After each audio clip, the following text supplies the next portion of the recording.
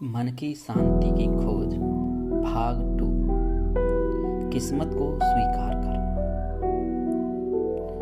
शांति की खोज भाग 2 में हम देखेंगे किस्मत क्या है और इसकी उदाहरण। इस आज के भाग में हम वास्तविक कुछ कहानियां किस्मत के बारे में बताएंगे, जिससे हमें यह पता चलेगा कि हर व्यक्ति के जीवन में कुछ ऐसी बाधाएं आती हैं जिस पर उसका नियंत्रण नहीं होता है और कुछ ऐसी बाधाएं होती हैं जिस पर उसका नियंत्रण होता है। जो बाधाएं उसके नियंत्रण से बाहर होती हैं उसी को हम किस्मत या तकदीर कहते हैं। हमारे पास इतनी समस्याएं, इतनी बाधाएं हैं कि वे बीमारियों की तरह हैं। अगर हम एक समस्या को खत्म करना चाहें तो नहीं कर पाते हैं, उससे पहले ही हमारे पास दूसरी समस्या आ जाती है। हमें इनकी पहचान भी जब करते हैं, एक बाधा की पहचान नहीं हो पाती है तब तक हमें दूसरी बाधा आ जाती है। जैसे आपने देखा होगा कि साइंटिस्ट एक बीमारी की इलाज का खोज करते हैं, तब तक दूसरी नई बीमारी कोई ना कोई आती है और ऐसा होता आ रहा है। अगर आप बहुत पीछे जाकर देखेंगे तो आप देखेंगे कि जो जितनी भी आज बीमारियां हैं उतनी सारी पहली बीमारी नहीं थी, और जो पहली थी उन सब की खोज की जा चुकी है, और जो अब बीमारियां हैं उनमें से किसी की भी इलाज की खोज नहीं हो सकी है। तो इसके लिए हमें व्यक्तिगत बाधा और समस्या से एक एक करके निपटने के बजाय हमें पूरे समूह रूप में से निपटना होगा। ऐसा करने के लिए हमें सबसे पहले उन बाधाओं को दूर करना होगा जो हमारे नियंत्रण से बाहर हैं, तभी हम मन की शांति ला पाएंगे। हमें यह अंतर करना चाहिए कि कौन सी बाधा हमारे नियंत्रण में है और कौन सी बाधा हमारे नियंत्रण से बाहर है। हमें इन बाधाओं को हमारे नियंत्रण से बाहर समझते हैं, उनको अलग करेंगे, और जो हमारे नियंत्रण में आती हैं उनको अलग करेंगे। ये वो चीजें हैं जिसे भगवान ने हमारे जीवन में हमारे लिए नियत की है। वे वास्तव में बाधाएं नहीं हैं, लेकिन हम उन्हें बाधा समझने लगते हैं। आजकल की दुनिया में गोरे लोगों को काले लोगों से अच्छा समझा जाता है और अमीर लोगों को गरीब लोगों से अच्छा समझा जाता है। छोटे कद का है अगर कोई तो उसको अलग दृष्टि से देखा जाता है, लंबे कद का है तो उसको अलग दृष्टि से देखा जाता है, कोई अपंग होता है, कोई शारीरिक विकलांग होता है। ये ऐसी बाधाएं हैं जो हम अपनी स्वयं नहीं लेते, ये हमें तकदीर से मिलती हैं। ये हमारे नियंत्रण से बाहर हैं और बाहर ही रहेंगी और हमेशा रहेंगी। हमने यह नहीं सुना कि किस परिवार में जन्म लेना है, यह हमने अपनी तकदीर से मिला है, हमारी तकदीर से मिला है कि हम किस परिवार में जन्म ले रहे हैं। हमने ये चुना नहीं था कि हमें गरीब परिवार में जन्म लेना या अमीर परिवार में जन्म लेना, हमें अच्छा सब हाथ पांव अच्छे देना या हमें विकलांग बनाना, यह हमारा चुनाव नहीं था। हमारी आत्मा को किस शरीर में डाला जाएगा यह हम नहीं चुन सकते ना। ये सब हमारी नियंत्रण से बाहर है। तो इस प्रकार की बाधाएं हमें जीवन में मिलती रहती हैं। हमें बस धैर्य रखना होगा और महसूस करना होगा कि वास्तव में ये बाधाएं नहीं हैं, ये तो ईश्वर के द्वारा दी गई हमारे कर्म का फल है। जो बाधाएं हमारे नियंत्रण से बाहर हैं, हम उन्हें नापसंद करते हैं और हम उन्हें बदलना चाहते हैं, और वास्तव में कुछ लोग उन्हें बदलने की कोशिश में बहुत पैसा खर्च करते हैं। मन की शांति तभी मिल सकती है जब हमारे नियंत्रण से बाहर की बाधाओं को हम धैर्यपूर्वक भगवान की नियति के रूप में स्वीकार कर लें।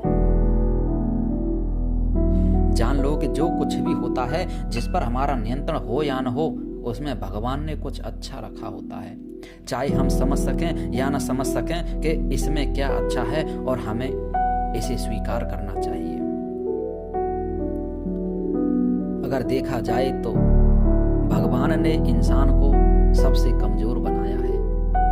इंसान न तैर सकता है, न उड़ सकता है, न बंदर की तरह पेड़ पर चढ़ सकता है, न सांप की तरह रेंग सकता है, न चीते की तरह दौड़ सकता है, न शेर जैसा बल दिया है। सबसे छोटा बनाया है इंसान को। अगर एक छोटा सा मच्छर भी खा जाता है तो इंसान का बहुत बुरा हाल हो जाता है। लेकिन भगवान ने नाइंसाफी नहीं की है। भगवान ने एक चीज इंसान को दी है और वो है बुद्धि। उसी का प्रयोग कर कर आप ये सारी चीजें समझ सकते हो। मैंने एक तस्वीर देखी थी जिसमें एक आदमी मुस्कुरा रहा था। उसके चेहरे पर बड़ी मुस्कान थी। उसने दोनों हाथ फैलाए हुए थे और दोनों अंगूठे ऊपर की ओर थे। उसके पिता उसके एक गाल को चूम रहे थे और उसकी बहन उसके दूसरे गाल को चूम रही थी। उस फोटो के नीचे लिखा था, उसे एक दिन पहले किसी शहर में जाना था और वह विमान से जाने वाला था। जब वो विमान से जाने के लिए अड्डे पर पहुंचा, हवाई अड्डे पर पहुंचा, तो उसके पासपोर्ट पर एक टिकट कम था। अब टिकट कम था तो उसको जाने नहीं दिया जा रहा था। जब जाने नहीं दिया जा रहा तो बहुत उसने कोशिश की, हाथ पैर इधर उधर मारे, खूब विनती की उनसे जाने के लिए, लेकिन नहीं जा सका।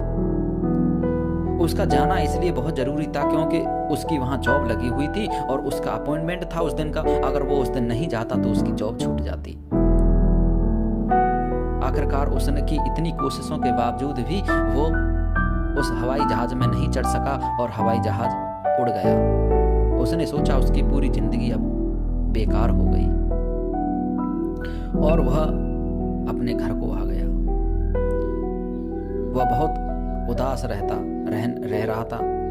दूसरे दिन उसने अखबार में एक खबर पढ़ी कि जिस विमान से वह जाने वाला था वह विमान दुर्घटनाग्रस्त हो गया और उसमें जितने भी यात्री बैठे थे सब मर चुके थे।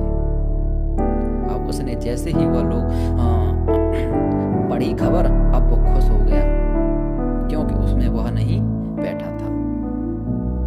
अब खुश था क्योंकि वह उस विमान में नहीं था, लेकिन एक दिन पहले उसे लगा था कि उसके जीवन का अब अंत हो गया था। एक दिन पहले उसे लग रहा था कि अब उसके जीवन का अंत हो गया और आज जब उसने सुना कि विमान दुर्घटनाग्रस्त हो गया है तो आज वह खुश था। यही किस्मत है। यही ऐसे संकेत होते हैं किस्मत के। वे चीजें जिन्हें हम जीवन की बाधाएं समझते हैं, वे ऐसी चीजें होती हैं जिन्हें हम नहीं समझ सकते कि ये किस लिए है। कुछ होता है और हम नहीं जानते क्यों। हमारे पास इसका कोई जवाब नहीं होता है। कई लोगों को तो यह अविश्वासी बना देता है। यदि किसी नास्तिक को देखें तो उसे मन की शांति नहीं होती और उसने ईश्वर को अस्वीकार कर दिया होता है। वह व्यक्ति नास्तिक क्यों बना? ईश्वर में अविश्वास करना असामान्य है, जबकि ईश्वर में विश्वास करना सामान्य है। यह मनुष्य का स्वभाव है। लेकिन जो व्यक्ति बचपन से बिना सिखाए नास्तिक बन जाता है वह आमतौर पर एक दुखद घटना के कारण ऐसा करता है। यदि उसके जीवन में कोई न कोई ऐसी घटना हुई होगी जिसके कारण वह नास्तिक बना और उसका कोई जवाब नहीं होता है। मान लीजिए जैसे एक व्यक्ति को नास्तिक बना हुआ आपने देखा, जब उसके बारे में पता करेंगे तो हमें ऐसी कोई न कोई घटना वो बताएगा जिससे वह नास्तिक बना होगा। लड़का था, बहुत अच्छा था और छोटा बच्चा था, अचानक उसकी मृत्यु हो गई।